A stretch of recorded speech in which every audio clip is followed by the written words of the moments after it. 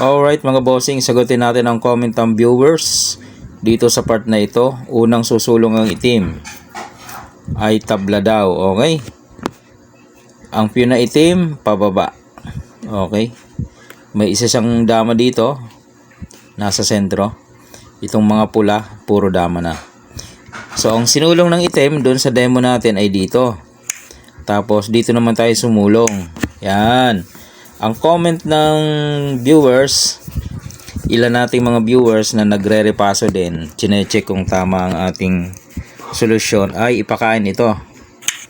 Pag kinain mo daw, balik ka sa gitna, ay tabla na. May punto nga naman. O, syempre, tabla nga naman yan, no? O, pakain ka dyan, edi tabla. Diba? Pakain ka dyan, tabla. So, may punto dito yung viewers na nag-comment. Tabla nga naman doon. Okay, yun ang punto niya. Ito naman yung punto ko. Balikan natin. Oh, kasi tinapos niya na agad eh. Tabla na agad.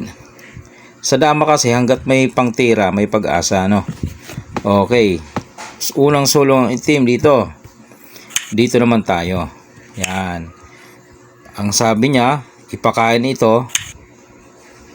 After kumain, pumunta ka ng gitna, tabla na. Ibalik natin. Okay, balik natin. Para makita nyo yung punto ko. Sulong dito ang itim. Dito ako. Ipapakain niya ang piyon. Kung ipapakain mo ang piyon mo, kakainin ko yung dama ko, isasagad ko yung kain. Iyon ang sekreto mga boss. Yun ang hindi nakita, no? Ngayon, babalik ka sa gitna. Kahit hindi sa gitna eh. Sabihin natin gitna, yun ang gusto eh.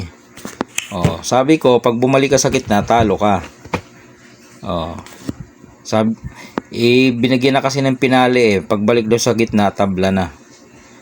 Ang dama kasi habang may pantira pa, may pag-asa yan. Dapat hinintay mong tumira pa ang pula. O kaya inanalyze mo pa.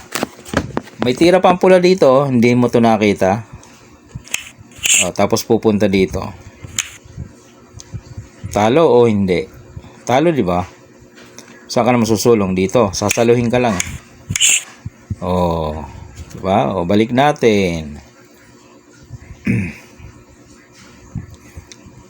Balik natin.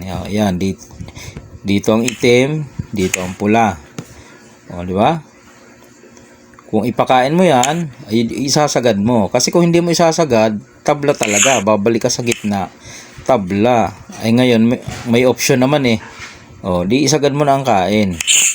Kahit nga hindi ka sa gitna pumunta eh. Di ba? Pag dito talo kang maliwanag, ayan ubos ka diyan.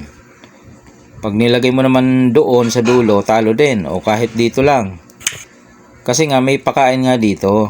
Yun ang ano doon, sekreto doon. Saan ka diyan? Dito ka, kakainin ka. Dito ka, sasaluhin ka. Nakuha ang punto mga boss ha. Yun ang punto ko doon bossing no. Hindi ko lang siya naihabol na kasi ang haba na nung ine-edit ko. Ang tagal niya bossing. Maganda naman yung comment nyo na syempre ibig sabihin nagche-check din kayo, nagre-repaso din kayo.